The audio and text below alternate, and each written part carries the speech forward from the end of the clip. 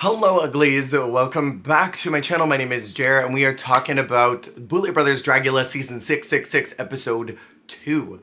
Now last week in my review, I had a whole bunch of edit things that went wrong while I was making the video, so I just cut all of the video footage that was supposed to be up here, which is why I kept motioning in this direction, because it was supposed to be video footage and pictures, but none of it ended up working. So I cut it all. And I didn't think y'all were gonna lose your minds that I did not have any footage here. So lesson learned. Y'all are picky. This week we are talking about the Haunted Doll Challenge. I have so many thoughts. Let's get into it. This is definitely the episode 2 curse, because last year when we had the Garbage Pail Kids episode 2 challenge, everyone kind of missed the mark. Just like a little bit. Everyone just definitely did not understand what the prompt was. Same thing happened this year. I don't know why they all heard doll and then decided to go so far out of the box. And I worry that this is a product of Drag Race where everything on Drag Race has to be outside of that box. You don't see too many people stay within the confines of the challenge. Like if it's capes, you don't just see someone wearing a really fun, hot cape. You see someone coming out as their own superhero with a backstory and props and a laser gun. And then Bryce comes swinging down from the rafters in a villain costume that they've already made for him. And I think that is translating to Dragula, which is funny because over the last several years, the Boulets almost seem disappointed that people are not following the prompts. They will give them all of the tools and they'll say, you have to do a doll. It's inspired by the Killer Dolls. It's inspired by Chucky. It's inspired by XYZ. We want you to follow these parameters. And then someone will come out as a scarecrow. And there's nothing wrong with deviating from the box, but I just don't see the Boulets asking for them to deviate that hard. So starting out in the workroom, tensions are super high after that very first vote, which this was really great TV to sort of put their fingers in the cauldron and stir things around and see what was gonna happen and what was going to develop among the ghouls. I like this tension that is forming naturally. Everyone sort of seems like they don't trust each other. And I'm kind of here for that kaflama, I won't lie. Scylla is plucked Zilla that Aurora is still there, which is bold and brash and borderline kind of crazy. I'll go ahead and skip to the end of this episode where Scylla got eliminated rather quickly. During her extermination scene, it was very different than what we normally see. Sitting in the confessional chair, doing her "this is why I think I survived," and the Boulets very quickly slashed her neck. And after what Majesty said to Aurora about how someone was trying to get her DQ'd, I'm wondering, did the episode happen? And maybe Scylla started sharing that she was gonna try and get Aurora DQ'd so that she could have more time on the show. Boulets found out about it, and then when it was time to call them all back to do the extermination shots, they were just like, you know what? We're not even gonna give you anything cool or exciting. We're just gonna get you out of here. Ready, set, get out of here. The Boulets put a lot of heart, soul, and thought into the exterminations, but this was just quick and rushed and like they didn't want to do it. And also Scylla's energy felt like she didn't want to be there either. So I'm wondering what the legal repercussions of this are all going to be. I don't really know what happens when you are intentionally trying to break someone else's contract. Like I would need to bore through the contract to find out what that looks like. But intentionally trying to cuck someone because you don't like them is like psychotic behavior. Granted, we will never know what really happened unless the Boulets, Scylla, or Aurora decide to share and divulge that information, but I don't see them doing that because I imagine there might be like defamation things that are involved in that. Tea spills can get into weird, murky legal territory, so we'll see what the Boulets talk about in their podcast, which should drop theoretically when this is dropping. The fright feat for this week is a dodgeball challenge, which I always love, just a nonsensical physical challenge. The winner gets a curse to curse one of their fellow contestants to only paint with one hand. Auntie got the curse, but still painted perfectly. I very rarely use both hands when I'm putting on makeup. I usually just use one hand to sort of like guide out where I want something, and I'll use a finger to sort of like, you know, put something here and then do my line so that if I get a mess, it'll end up on my finger instead, or like I'll hold my eyeball open while I'm doing mascara, whatever, but like I don't need my second hand. But sometimes it is nice to alternate so you could really get into some parts on whatever your non-dominant hand is, wherever that may be, to get into some of those spots that might be a little more precise. So the fact they were still able to do that was insane to me, but it was so cool. It was great to see Cynthia again. I loved her 80s prom look, and then her saying there's the door bitch was perfect. I was waiting for it. I kept waiting. I'm like, say it, say the thing, say the thing. And it was kind of perfect that Cynthia Doll's appearance as the Exorcister was in this challenge, the doll challenge. Which is very appropriate. And Cynthia's first time in the bottom, if I'm not mistaken, was also on episode 2. So it just worked out really well. Divine intervention, whatnot. So besides Majesty pulling Aurora off to the side, we also got Pi pulling Asia off to the side to offer an alliance, to offer a friendship, an allyship, if you will. And I think this early in the competition, it's a little too soon to offer that. I think you really need to solidify yourself as a main player, and being high or doing well in a challenge doesn't make you a main player yet. An alliance is sort of something that I think would be established early in a Titans season, because you already know what everyone is capable of and what they're probably going to do. But this early, between someone who's already won and someone who's yet to make their mark in the competition, I do think it was a little risky because you don't know what that's going to turn out like, and you also don't know this person. Asia seems like a very lovely human being and seems like someone trustworthy, but also she's there to play the game. That ended up backfiring for Pi later. I did feel bad for Pi that all that got released, because then everybody sort of is looking at them like, oh wait, are you shady? But I think if they were offered that, I don't know, everyone can sort of pearl clutch and gasp all they want, but I feel like others in that room would have reacted differently. Like if Pi had maybe gone to Majesty, would Majesty have aired that out to the room? I don't know if someone like Desiree would have aired that out. So we get into the Boulets coming out, and I just want to say that what I really admire about the Boulets is their dedication to using non-conventional fabrics and non-conventional materials in their execution of garments. This bizarre piping that looked like a created textile to produce all of this big, thick texture while still having a sleek silhouette was really fascinating. It almost looked like long, bony fingers. I really enjoyed the look from them this week, and I thought it was fun that they committed to something that is very unconventional as far as looks are concerned. Shall we talk about the looks now? So our floor show is haunted dolls, and we also have a secondary element to this challenge, which is a performance-based challenge.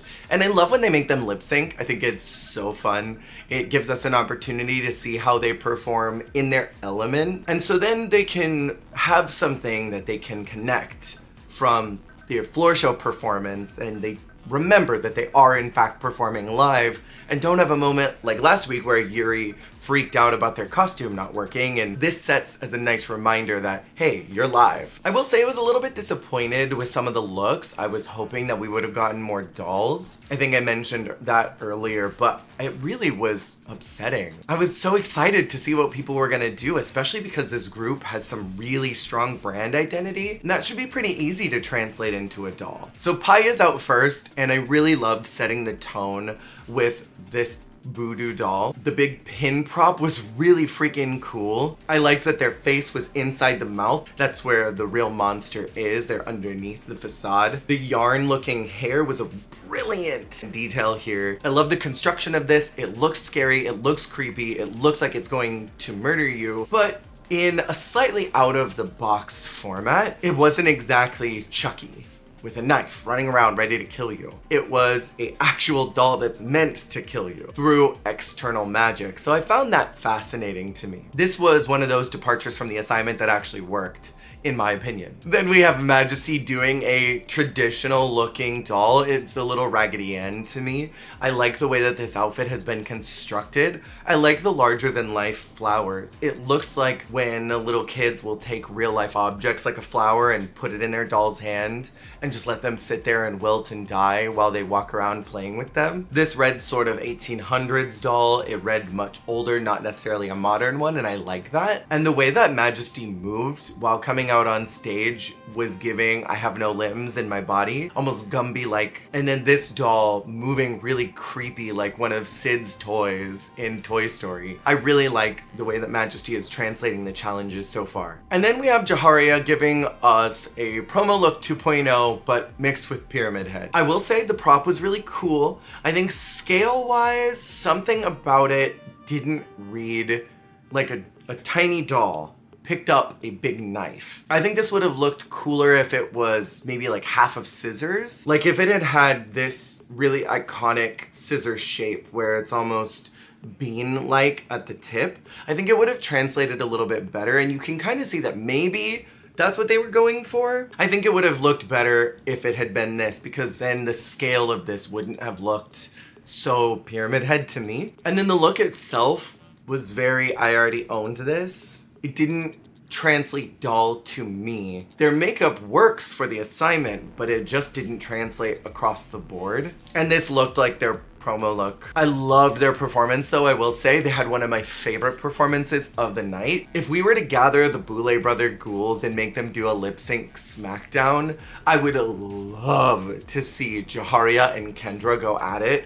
because I don't know who would win. They're both really dynamic, excellent performers and really understand their body. And I think the two of them are some of the strongest in the franchise. I would love to see them duke it out in some fantasy universe where the Boulets had a lip sync smackdown. Next up was Scylla, and I gotta be honest, she kind of gagged me. I loved this look. I may not like anything about what she's presenting to the competition and to the camera, but my god, this look kind of stunned me, and I really loved the performance. It was very cunty, and I loved that. I loved the big pageant hair. It looked like a cute little pageant doll. The button and the trophy props definitely throw this off, but everything about this was really fun. And to me, this very much came across like the Boulets saw this character as a ticking time bomb and had to get her out of there, because they were definitely worse performances of the night and worse looks than what Scylla did, but I don't think they wanted to risk whatever was coming next by her being there. Next out was Vivi doing Pennywise. This did not read as doll to me whatsoever. There just wasn't enough definition in the makeup. Like, this could have easily been a marionette if they had done a really severe black line right down both sides of their mouth so that it looked like it's unhinged and that it comes up and down, and then maybe had like strings hanging off of it that went to their hands so that when their hands went up and down, the mouth opened and they could just play and animate like that. I will say, if this was a clown challenge, this really blew me out of the water. It was a really cool look for a completely different runway. Next was Aurora giving Cynthia Doll's alien look. Oh, wow. This was something that came down the runway. Okay, so here's the tea. Aurora is someone who I am very confused by. Their brand stamp is glamour. That is what they do really, really well. And I don't understand why they're so resistant to just doing glamour. Like, imagine Aurora in the scooped back, classic blonde Barbie hair. Like, do full Margot Robbie in the Barbie movie, right? Slicked back, bang piece, high pony. It's big sculpted high pony that was almost like plasticky. Full beat mug, painted on smile so that it's just huge. Big, big, big exaggerated features, sleek, thin, tiny waist, big titties, big hip body. Do that whole glam look. But then blood everywhere, all over the dress, all over the arms, especially on the hands, and just dripping in blood with a big, giant knife prop. Maybe like a butter knife or something. Because a Barbie is like this big, and so it would pick up something smaller to stab its victims with, and it's just like a butter knife prop that's really larger than life, and that is dripping in blood. And then maybe on the other hand, they've got like a body part that they're holding on to, and they just walk down the runway smiling because they're a cute little doll who's coming to murder you. That would have been so cool. I don't understand how this is a player in this game who has such a brand identity but is refusing to apply that brand identity to the challenge. Last week, I think the mummy look would have really translated well if they had gone full glamour with it, stoned everything and just made it really high fashion and couture, removed the cone bra and really done the mummy movements, done the makeup they were doing but in the right colors so they looked corpsey, and just did high glam but with a huge cat eye. And this could have been really high glam too, and I'm entertained by what happened. I just don't think it works for her character. And then Gray, the father that they are, is absolutely doing a very cool look for a different challenge. For me, this was Jester Clown again. It did not resemble doll to me, but that being said, it was really creepy and scary and horrifying. I did love the look if this were a Jester challenge. I think they have elements of looking like a haunted doll. I mean, it's so well executed and this is so on brand for Gray. I find myself having a hard time disliking it, but I also am not like, yes, challenge, met. Next out is Yuri in one of my favorite concepts, but not necessarily favorite execution. If you're going to do a clown or a jester, this is what I want to see. I want to see strings and I want to see the wood piping at the top that is holding you up. I want to see the marionette nature of you. I mean, even if Gray had those sticks that you sometimes find on hand puppets to move their arms up and down, and that had been just dangling off of them and they had been walking maybe like this, that would have been really cool. I like what was done here by Yuri. I think the concept, I think all the other individual pieces are a little disparaging and so they don't work quite well for me executed, but this is the closest to the challenge that departs from the prompt, which is haunted, evil, maniacal killer doll. This is closest to it. This gave what needed to be given, mostly. And then Desiree came out as a scarecrow for some reason. I will say I like the yarn hair. That's one of my favorite elements and details of this. That was the most doll-like element to me. I don't quite understand why they went in the scarecrow route, because this does not look like a doll to me. I could maybe make an argument for those old like Salem witch trial dolls that you see photos of where they're burlap dolls that are just kind of creepy and have horsehair on them and weird, bizarre, ugly, evil, demonic looking faces because they didn't have the right tools to make proper dolls back then.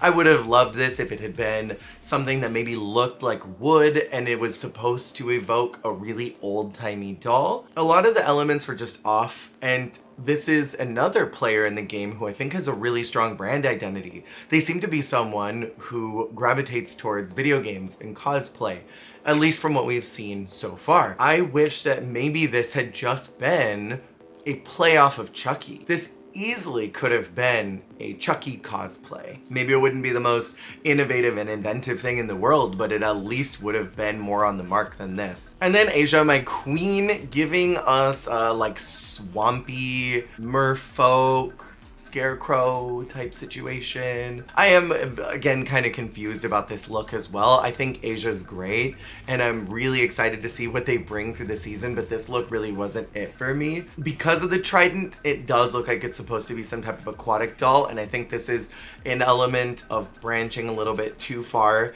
outside of the box that I'm not really sure what story they were going for or what the point of inspo was. I thought this was a really low look for me, but I love Asia. I'm just sad that they missed the mark so much.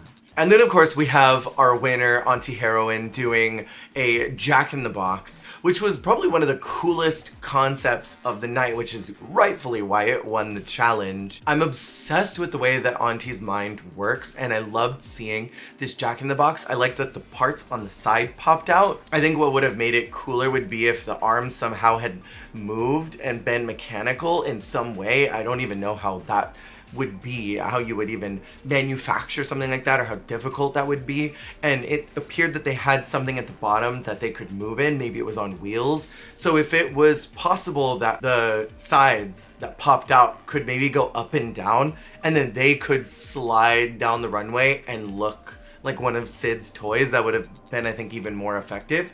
But their movement during the performance of bobbing back and forth as if they were on a spring that was just free moving, brilliant performance and detailing there. really enjoyed what they pulled out this week, and I am again very excited to see what more they do. Auntie has now solidified themselves as a main player with Asia, so they are the two that are the ones to be looking out for and the ones to beat among everyone else in the room. I cannot wait for the rest of the season. This was a good showing for Auntie in particular. Really good showing for Majesty as well. Scylla and Desiree are both up for extermination, which I think was completely valid and understandable. Desiree because they really flubbed in the challenge. Scylla was a little more of the producer side, and I don't think that's necessarily a problem. If you are causing friction for production, you're causing worry and stress and anxiety, and you need to be taken out of that environment, and extermination is the best way to do that. I will be honest, I skipped through that entire extermination because piercing of skin is not something that I can particularly watch. Scylla was out, as we discussed earlier. I think this was the right move. I'm not really sure how much longer Desiree has in the competition, just based off of the energy that they are presenting thus far. They seem like they started out kind of rocky, and maybe that car is just puttering to a stop sooner than I think they might even expect it to. What did y'all think about this episode? Did you enjoy the floor show?